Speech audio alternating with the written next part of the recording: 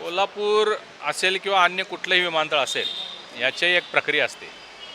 जिल्हा कार्यालयाकडून तो राज्य सरकारकडे जावा लागतो.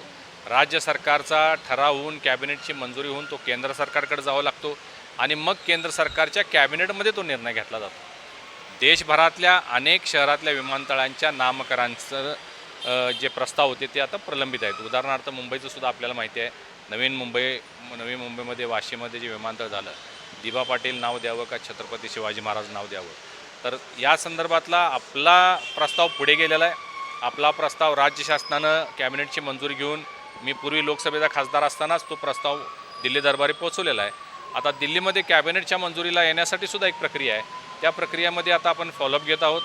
सन्माननीय महाराष्ट्राचे असणारे एव्हिएशन मिनिस्टर मुरलीधर मोहोळ हे सुद्धा या कामी आपल्याला आता मदत करत आहेत. सुदैवानं महाराष्ट्राचे असल्यामुळं पुणे विमानतळाचंही नामकरण आहे, कोल्हापूर विमानतळाचं नामकरण आहे.